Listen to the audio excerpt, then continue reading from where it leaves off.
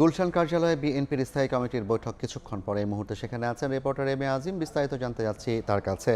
আজিম, এই মুহূর্তে কি পরিস্থিতি? বৈঠক কি শুরু হয়েছে কিংবা কখন হবে? বিএনপির সর্বোচ্চ নীতি নির্ধারণ পর্যায়ে স্থায়ী কমিটি, সেই স্থায়ী কমিটির বৈঠক কিন্তু এখন চলছে।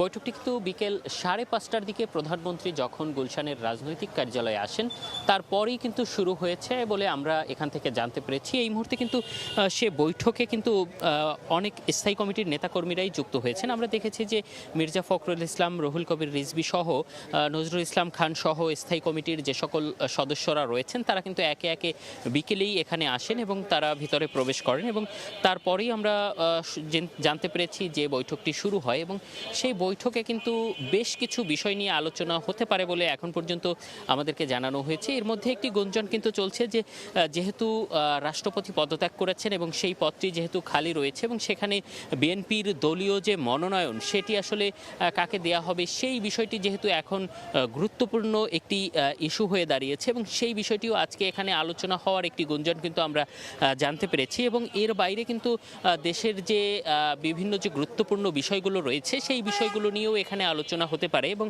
সেগুলোর পরে কিন্তু এখান থেকে ব্রিফিং করে আমাদেরকে জানানো হবে যে আসলে তাদের যে সিদ্ধান্তগুলো কি সিদ্ধান্ত হলো এবং কি কি আলোচনা হয়েছে সে বিষয়গুলো হয়তো বৈঠক শেষ হওয়ার পরে আমরা জানতে পারবো এবং আপনাদের মাধ্যমে আমরা দর্শকদেরকে জানিয়ে দিতে পারবো।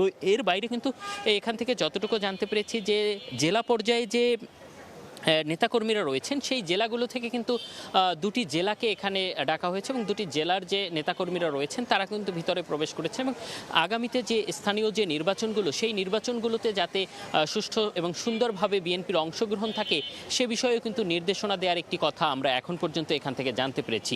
তো এই ছিল আমার কাছে গুলশানের কার্যালয় থেকে স্থায়ী কমিটির বৈঠকের সবশেষ। সরাসরি যুক্ত ছিলাম বিএনপির গুলশান কার্যালয় থেকে।